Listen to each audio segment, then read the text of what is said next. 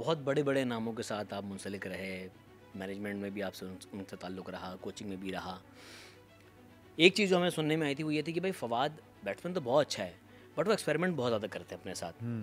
Stance change कर लेता, सब कह रहे थे वो टेक्निकली बहुत साउंड नहीं है, लेकिन उसी स्टांस में आपने फिर सेंचुरीज भी की, फिर उन्हें खामोश भी करवाया। तो क्यों हमारे यहाँ पे एक तर्ज बना हुआ है कि एक इंसान अगर कंफर्टेबल एक तरह से खेलने में, तो क्यों टेक्निकलिटी की बुनियाद पे उसको अपना गेम ख़राब करना चाहते हैं लोग? देखिए टेक्निक की मैं बात तो करूँगा नहीं, क्योंकि अगर कोई देख भी रहा होगा तो कहेंगे ये टेक्निक की बात कर रहा है, जिसकी खुद की टेक्निक जो है ख़राब है। पता सब कुछ है बट बात करना फजूल है। और अपने आप को मतलब अपने आप की जस्टिफिकेशन देना मेरे ख्याल से कि किसी के साथ जोड़ना, एक्सक्यूज़ मी, मैं इसको एक चीज़ कहता हूँ, जैसे आपने मुझे कहा ना कि ये क्यों ऐसे कहते थे, मैं आपको एक चीज़ बताता हूँ। देखें और यही प्लेयर हैं जिनकी, बहुत सारे ऐसे प्लेयर हैं जिनका कुछ भी नहीं है, जिनकी टांग किधर होती है और वो इतने रन्स उन्होंने बनाए हुए हैं और कहते हैं कि इनसे बड़ा प्लेयर कोई नहीं। उस टाइम उसकी टेक्निक नज़र नहीं आ रही, उसकी रन्स नज़र आ रहे हैं।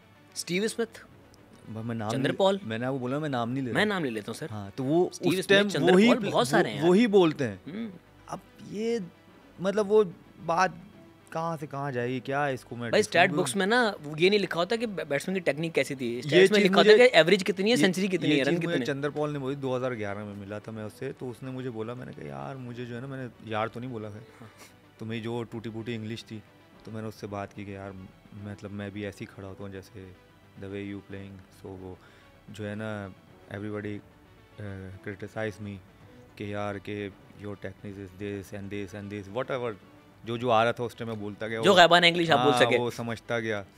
और भी 2-3 अल्फाज से याद नहीं आ रहे अब, क्योंकि उस टाइम तक तो यही था। अब तो फिर भी थोड़ी बेटर हो गई है, उस टाइम तो बिल्कुल ही नहीं थे ना। तो उसने अच्छा मेरे अंदर एक अच्छी, कि मैं लर्नर अच्छा हूँ, और जो भी कुछ कहता है ना मैं सुनता हूँ और अच्छे तरीके से सुनता हूँ। मैं ये नहीं कहता हाँ आप बात करो, मैं ये नहीं, मैं इधर करूँगा, मेरा ध्यान करूँगा, मैं आपकी बात पे ही हूँ। खैर, तो उसने मुझे कहा कि समझे, कहता है यार मैं वेस्ट इंडीज़ से खेल रहा था, कहता है मुझे भी कोई पसंद नहीं करता था, तो कहता है मेरे भी तुम्हारे सामने, कहता है एक चीज़ है, कहता है सिर्फ रंजे बनाते रहे, सब चीज़ें छोड़ दो, सिर्फ रंजे बनाते रहो, परफॉर्म करते रहो, कोई भी तुम्हें कुछ भी कहे, किसी भी तरह का है, जब रन्स भी करोगे जब भी वो ना खुश होंगे, नहीं भी करोगे जब भी ना खुश होगे, लेकिन तुम अपना काम करते रहो, कोई तुम्हें छेड़ेगा नहीं, कोई छेड़ नहीं सकता तुम्हारी जगह से, तुम्हें हिलाएगा नहीं।